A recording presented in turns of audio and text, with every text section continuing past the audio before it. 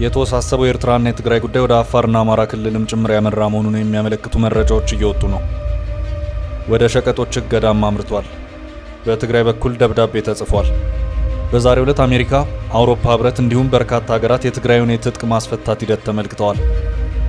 ተዋጊዎቹን ወደ ህብረተሰቡ በመቀላቀል ሂደት ሀገራቱ ምን አሉ የሚለውን በተመለከተ ጥንቅራችን የሚያደርሳችሁ ዕለታዊ መረጃ ይኖራል። የጤና ባለሙያዎች ለመጀመሪያ ጊዜ ከመንግስት ጋር ቁጭ ብለው መነጋገራቸው ታወቀ። ተወካዮቹ ባለፈው አርብ ከጤና ሚኒስቴር ባለስልጣናት ጋር 4 ሰዓታት የፈጀ ንግግር ያደረጉ ሲሆን የጤና ባለሙያዎቹ ቅድመ ሁኔታ አለመጠበቁን ተወካዮች መናገራቸውን ቢቢሲ ዘግቧል። ለሁለተኛ ዙር ድርድር በሶስተኛ አካል በኩል ለማድረግ መታሰቡን ተሰምቷል። የመጀመሪያው ድርድር ላይ ምን ተነሳ?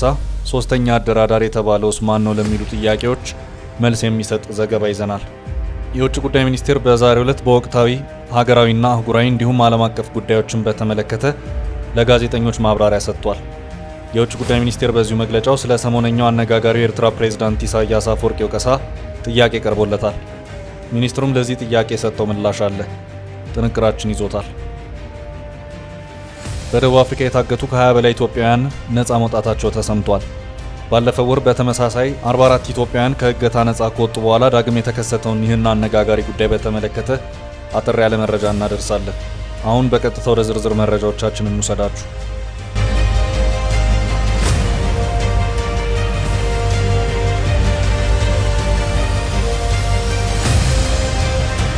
የኤርትራ ጣጣ አፋርና አማራ ክልል ገባ። የተወሳሰበው የኤርትራና ትግራይ ጉዳይ ወደ አፋርና አማራ ክልሎች የሸቀጦች እገዳም እያመራ መሆኑ እየተነገረ ነው። በትግራይ ጊዜያዊ አስተዳደር በኩል የማብራሪያ ይሰጠን ደብዳቤ ተጽፏል። ይህ ጉዳይ በእርግጥ የፌዴራሉ መንግስት እውቅና አለው ወይስ የለውም የሚለውን ጉዳይ እንደዚሁ እያነጋገረ ነው። ጥያቄው እየተነሳ ያለው የተለያዩ ሸቀጣሸቀጦችን ጭኖ በአፋርና አማራ ክልል አድርገው ወደ ትግራይ እያመሩ የነበሩ ከባድ የጭነት ተሽከርካሪዎች ኬላዎች ላይ ታገዱ መሆኑን የሚያመለክቱ መረጃዎች መውጣታቸውን ተከትሎ ነው። ይህ የተሽከርካሪዎች የኬላዎች እገዳ በአማራ ክልል ወልዲያ እንደዚሁም በአፋር ክልል ሰርዶ በተባለ አካባቢ መታየቱን የቢቢሲ ዘገባ አመልክቷል። ቢቢሲ በዛሬው ዘገባው ይሄው በእነዚሁ ኬላዎች አካባቢ ሸቀጦች የጫኑ ተሽከርካሪዎችን በኬላ ላይ ማገዱ ክስተት የታየው ካለፈው ቅዳሜ ጀምሮ መሆኑን አመልክቷል። ክስተቱ የፕሪቶሪያውን ስምምነት የሚጥስ ነውም እየተባለ ይገኛል። በዚህም ተሽከርካሪዎች በአካባቢው ከታገዱ በርከት ያሉ ቀናት መቆጠራቸውን ያመለከተው ዘገባው እገዳዎቹ አንዳንዶቹ በክልሎቹ ባሉት ኬላ ጠባቂ የጸጥታ ኃይሎች እንዲሁም የፌዴራል ኬላ ተቆጣጣሪዎች ጭምር የተፈጸመ እገዳ ነው ሲልም ይሄው የቢቢሲ ዘገባ አመላክቷል። ከዚሁ ጋር በተያያዘ ስሜ ይጠቀስ በማለት መረጃውን ለቢቢሲ ያጋራው አንድ አሽከርካሪ አንዳንዶቹ ተሽከርካሪዎች በአፋር ሰርዶ አካባቢ ባለ ኬላ እገዳ ከተደረገባቸው በኋላ በመጨረሻም በተካሄደ ውይይት የተለቀቁ መሆኑን አመልክቷል። በዚህም አሽከርካሪው አዳይቱ በተባለ የአፋር ኬላ ላይ የአፋር ፖሊሶች ተሽከርካሪዎቹን ማስቆማቸውንና ሰርዶ በተባለው ደግሞ የፌዴራል ኃይሎች ተመሳሳይ እርምጃ የወሰዱ መሆኑን አመልክቷል። ምንጮች የመረጃውን አድርሰውኛል ያለው ቢቢሲ እገዳዎቹ በአፋር መንገድ ላይ ብቻ ሳይሆን በአማራ ወልዲያ መስመር ላይም የተፈጠሩ መሆኑን ገልጾ በዚህም ባለፉት ቀናት 30 የሚደርሱ ተሽከርካሪዎችም መንገድ ላይ እንዲቆሙ የተደረጉበት ሁኔታ መፈጠሩንም አክሏል። ይኸው በአዲስ መልኩ የተከሰተው ተሽከርካሪዎችን ወደ ትግራይ እንዳይገቡ የማድረጉ እገዳ ባለፉት የትግራይ ጦርነት ዓመታት የተፈጠረው ሁኔታ ዳግም ሊፈጠር ይችላል የሚል ስጋትን እንዳሳደረም ዘገባው አመልክቷል። ተሽከርካሪዎች ሕጋዊ መሆናቸውን የሚገልጹ ሰነዶች ያላቸው መሆኑን እንደተገለጸ ያመለከተው ዘገባው እስካሁን ባለው ሁኔታ የእገዳው ምክንያት ያልተገለጸ መሆኑን አክሎ አመልክቷል። ከጭነቶቹ መካከልም ብዙም ሳይቆዩ በቀላሉ የሚበላሹ አትክልቶችና ፍራፍሬዎች ጭምር የሚገኙባቸው መሆኑም ታውቋል። ዘይትና ስኳር የጫኑ ተሽከርካሪዎችም ጭምር አሉበት ተብሏል።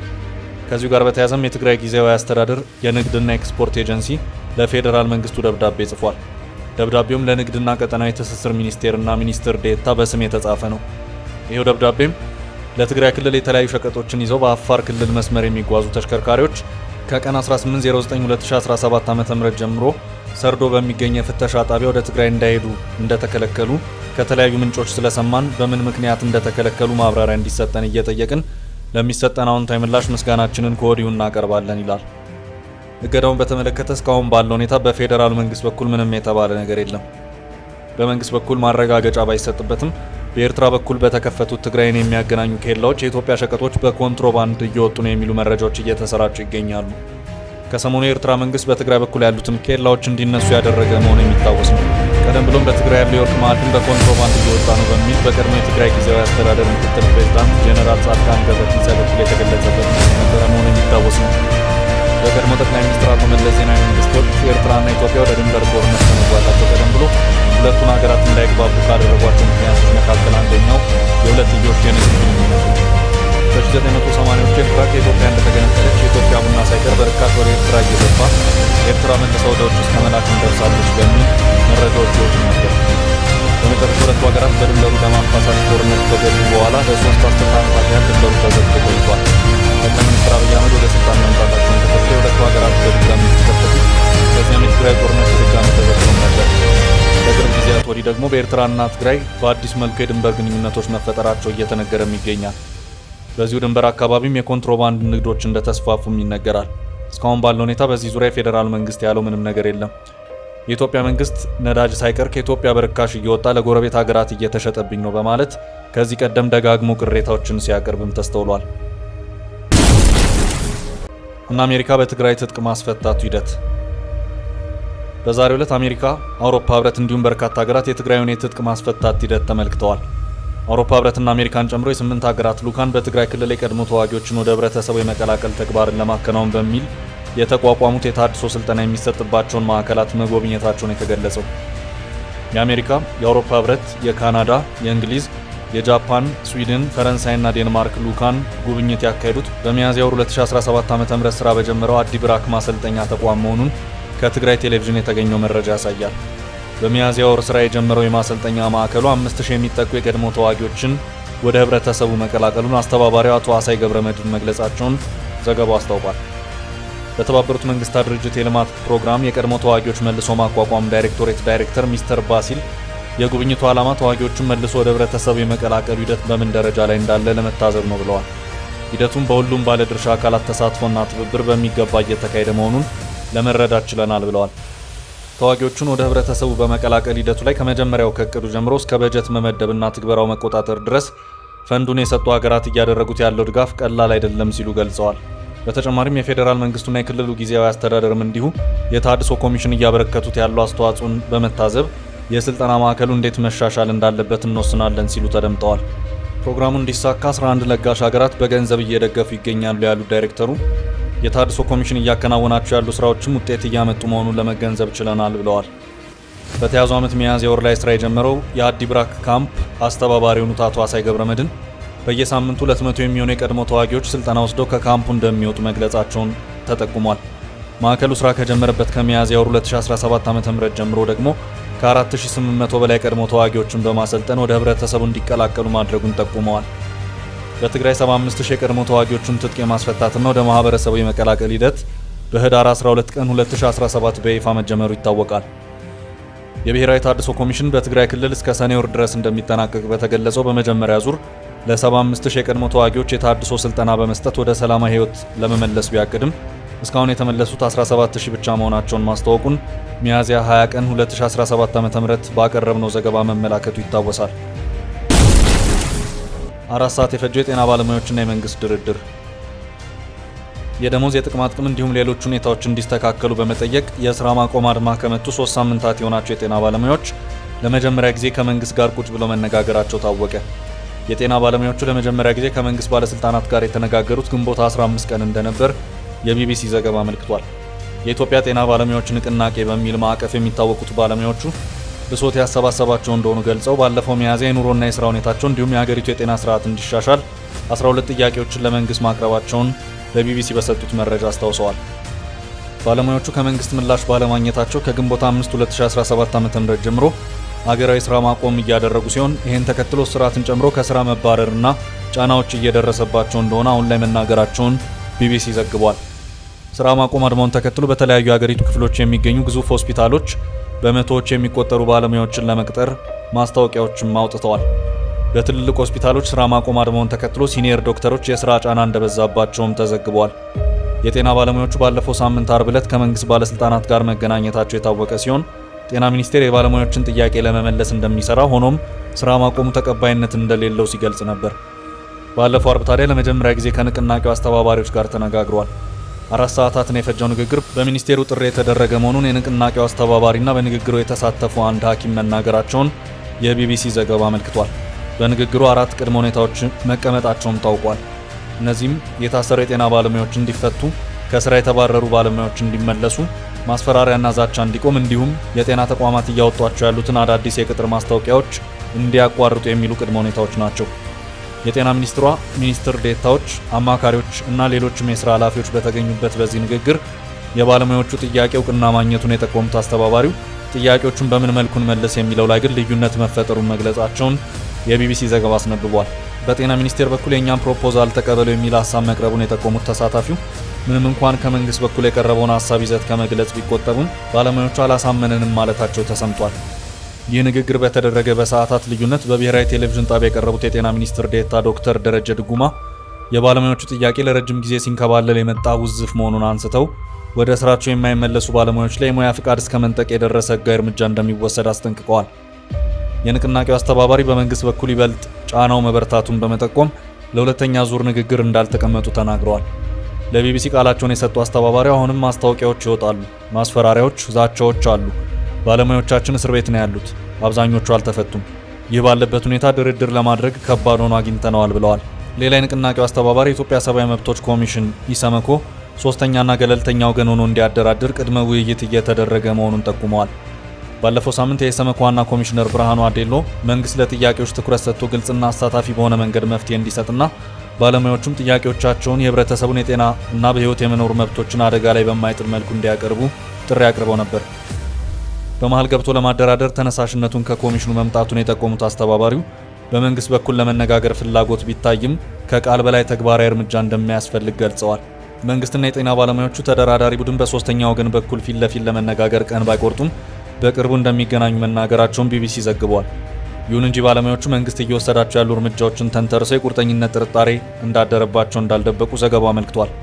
በአገሪቱ ካሉ ከ320 ሺህ በላይ ጤና ባለሙያዎች ውስጥ ከ65 እስከ 75 በመቶ ይሆናሉ የተባሉት ባለሙያዎች በንቅናቄው እየተሳተፉ እንደሆነ አስተባባሪዎቹ ተናግረዋል። ምንም እንኳን መንግስት ለሳምንታት የጤና ተቋማት ስራ አልተስተጓጎለም ቢልም የጤና ተቋማቱ ላይ የተፈጠረውን ጫና የሚያሳዩ የደብዳቤ ልውውጦችና ማስታወቂያዎች ግን በስፋት እየወጡ ነው።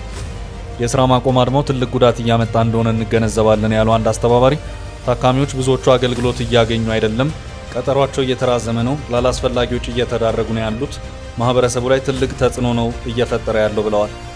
ባለሙያዎቹ ታካሚዎችና የጤና ስርዓቱ ላይ ለሚደርስ ጫና ኃላፊነቱን የሚወስደው መንግስት እንደሆነ ደጋግሞ መናገራቸውን የቢቢሲ ዘገባ ጠቅሷል። ከዚሁ የስራ ማቆም አድማ ጋር በተያያዘ ባለፉት ሳምንታት ውስጥ ከ80 በላይ የሕክምና ባለሙያዎች ለእስር የተዳረጉ ሲሆን 9 ባለሙያዎች ደግሞ በፖሊስ ክስ ተመስርቶባቸው ፍርድ ቤት ቀርበው የቀጠሮ ጊዜ እንደተሰጠባቸው ዘገባው አመልክቷል። መንግስት ስለ ኢሳያስ ወቀሳ። የውጭ ጉዳይ ሚኒስቴር በዛሬው ዕለት በወቅታዊ ሀገራዊና አህጉራዊ እንዲሁም ዓለም አቀፍ ጉዳዮችን በተመለከተ ለጋዜጠኞች ማብራሪያ ሰጥቷል። የውጭ ጉዳይ ሚኒስቴር በዚሁ መግለጫው ስለ ሰሞነኛው አነጋጋሪው የኤርትራው ፕሬዝዳንት ኢሳያስ አፈወርቂ ወቀሳ ጥያቄ ቀርቦለታል። ፕሬዝዳንት ኢሳያስ አፈወርቂ ኢትዮጵያ የጦርነት ጠማቂ የውጭ ኃይሎች ወኪል ሆና ቀጥላለች በማለት ባለፈው ሳምንት ቅዳሜ ዕለት በተከበረው የኤርትራ 34ኛ የነጻነት ቀን ላይ መናገራቸው ይታወሳል። ፕሬዝዳንቱ የውጭ ኃይሎች በብልጽግና ወኪላቸው አማካይነት ባለፉት 5 ዓመታት በኢትዮጵያ ሕዝብ ላይ ያወጁት ጦርነት ምን ያህል ተስፋ እንደቆረጡ ያሳያል በማለት ተናግረዋል። ኢሳያስ በኢትዮጵያ ሕዝብ ላይ ጦርነት አውጀዋል ያሏቸውን የውጭ ኃይሎች ግን በስም አልጠቀሱም። የኤርትራው ፕሬዝዳንት የውሃ ጉዳይ፣ ቀይ ባህር፣ የባህር በር፣ የኦሮሞ ሕዝብን የማይወክል የኦሮሞማ አስተሳሰብ፣ የኩሽና የሴም ሕዝቦች ግጭትና የአፋር ሕዝብና የአፋር መሬት ለጦርነት አጀንዳው በሽፋንነት እየቀረቡ ይገኛሉ ብለዋል። የኢትዮጵያ መንግስት በውጭ ኃይሎች እገዛ የጦር መሳሪያ ግዥና የወታደራዊ ዝግጅት ላይ ይገኛል ያሉት ፕሬዝዳንቱ የኢትዮጵያ ሕዝቦችም የራሱን ምርጫ በመውሰድ ተቃውሟቸውን ለማጠናከር እየተዘጋጁ ይገኛሉ ሲሉም ከባድ ወቀሳ ሰንዝረዋል። በዛሬው ዕለት የውጭ ጉዳይ ሚኒስትር በሰጠው ማብራሪያ ላይ በጋዜጠኞች ይኸው የኢሳያስ ወቀሳን በተመለከተ ጥያቄ የቀረበለት ሲሆን ኢትዮጵያ በተለያዩ ጊዜያት ከጎረቤት ሀገራት ለሚሰነዘርባት ዘለፋዎች ምላሽ የመስጠት ፍላጎት የላትም ሲል ሚኒስቴር መስሪያ ቤቱ አስታውቋል። ሚኒስቴሩ ዛሬ ግንቦት 21 2017 ዓ.ም በወቅታዊና ዓለም አቀፋዊ ጉዳዮች ላይ ያተኮረውን ሳምንታዊ መግለጫ በቃል አቀባዩ አምባሳደር ነቢያት ጌታቸው በኩል በሰጠበት ወቅት ነው ይህን ያለው። ኢትዮጵያ ከጎረቤት ሀገራት ጋር ሁልጊዜም የተሻለ ግንኙነት ለመፍጠር እንደምትሰራ ቃል አቀባዩ ተናግረዋል።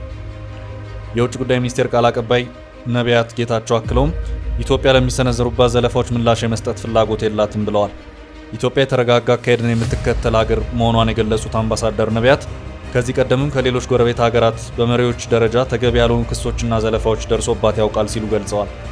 ኢትዮጵያ ግን እንደዚህ ያለን ከሰላምታ ውስጥ ሳትገባ በሰከነ ዲፕሎማሲ መንገድ ከጎረቤት ሀገራት ጋር የምትቀጥል ነው የሚሆነው ብለዋል።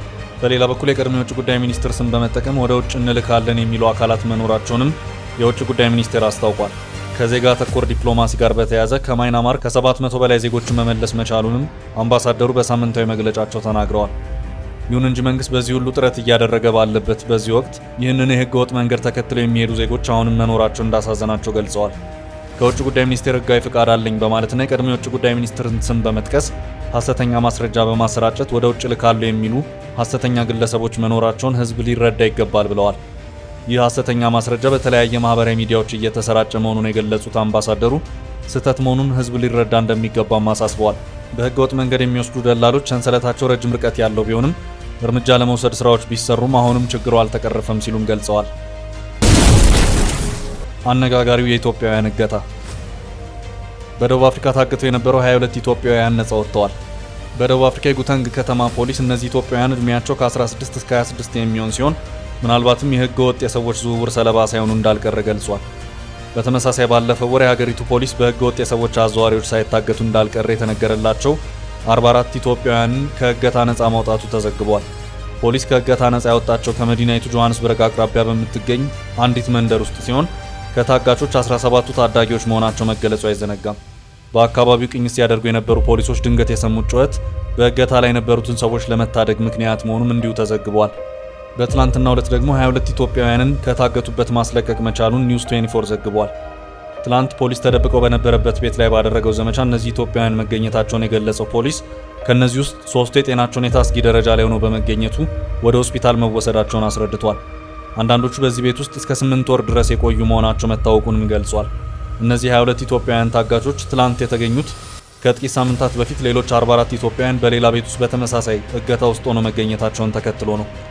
የሀገሪቱ ፖሊስ ባለፉት የጥርና መጋቢት ወራት በድምሩ ወደ 60 የሚጠጉ ኢትዮጵያውያን ስደተኞች በተመሳሳይ ሁኔታ በወሮበሎች ከታሰሩበት ነፃ ማውጣቱን አስታውቆ ነበር።